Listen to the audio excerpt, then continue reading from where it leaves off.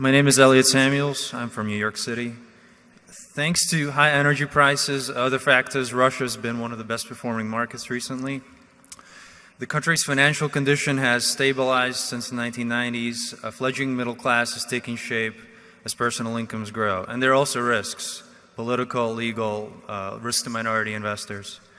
But there are also potentially great values among second-tier companies there.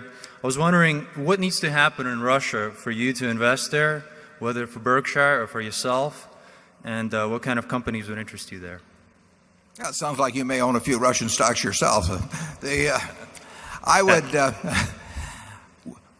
as you know, in 1998, Walter Wriston's don't default in 1998. In Russia, at least, he was proven wrong. And Charlie and I inherited a business at Solomon that was in the oil business, big time out in Siberia. And there came a time when we got to dig the holes.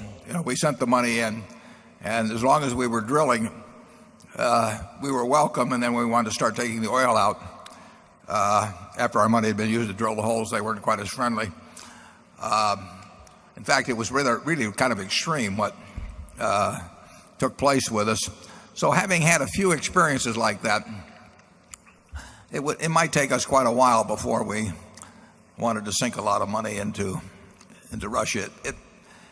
It may be different now, but I don't think it's any certainty. I had breakfast in Sun Valley 3 years ago, this July, I believe it was, with Kordakovsky, and we had a translator there, and he talked to me about whether he was thinking about listing Yukos on the New York Stock Exchange, but he said, it would require registering with the SEC or something, and he wasn't sure whether that would be too dangerous.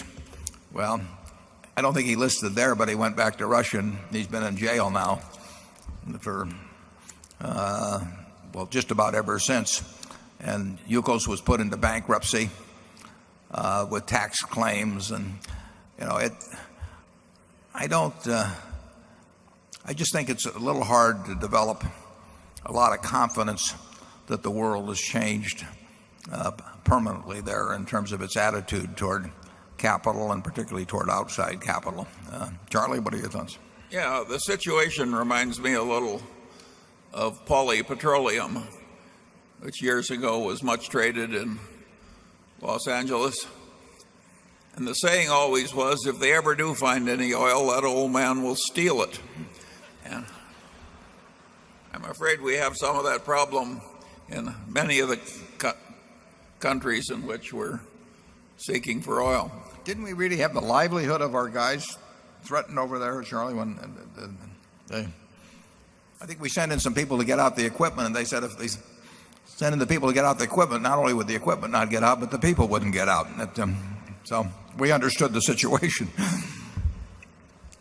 That was not that long ago.